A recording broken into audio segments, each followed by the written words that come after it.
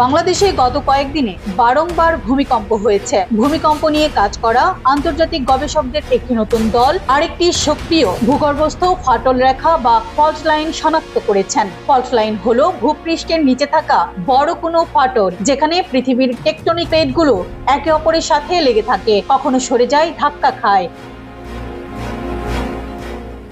নতুন ফল্ট লাইনটি জামালপুর ও ময়মনসিংহ হয়ে বাংলাদেশ ছাড়িয়ে গেছে ভারতের কলকাতা পর্যন্ত। এই ফল্ট লাইনটির মোট দৈর্ঘ্য প্রায় 400 কিলোমিটার।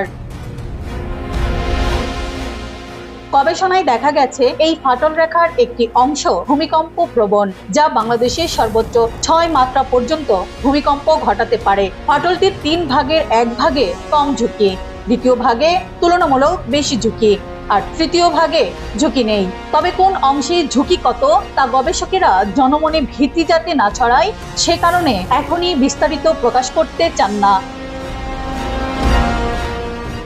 এই নতুন ফল্ট লাইন শনাক্ত করেছেন বাংলাদেশ ভূতাত্ত্বিক জরিপ অধিদপ্তরের উপপরিচালক ডাক্তার আক্তারুল আহসান। তার সঙ্গে যুক্তরাষ্ট্র, ফ্রান্স, তুরস্ক ও বাংলাদেশের গবেষকরা কাজ করেছেন। এই গবেষণার বিস্তারিত ফলাফল প্রকাশিত হবে ডিসেম্বরে যুক্তরাষ্ট্রে অনুষ্ঠিত আন্তর্জাতিক জিওফিজিক্যাল সম্মেলনে।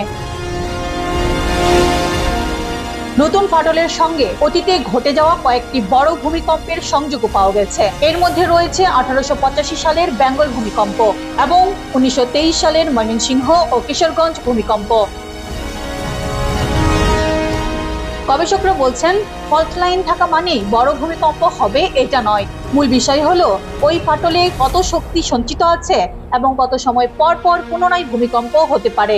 আরেকটি গুরুত্বপূর্ণ তথ্য হলো এই ফাটল রেখার সঙ্গে ব্রহ্মপুত্র নদের গতিপথ পরিবর্তনের সম্পর্ক মিলেছে। নদীর গতিপথ পরিবর্তন এখনো চলছে, যা ভূতাত্ত্বিক গতিবিধির ইঙ্গিত দেয়।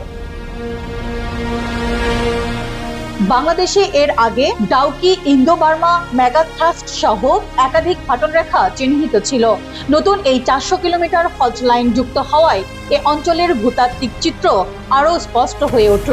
বিশেষজ্ঞদের মতে, আরো গবেষণা হলে বাংলাদেশের ভূমিকম্প ঝুঁকি সম্পর্কে আরো নির্ভুল ধারণা পাওয়া যাবে।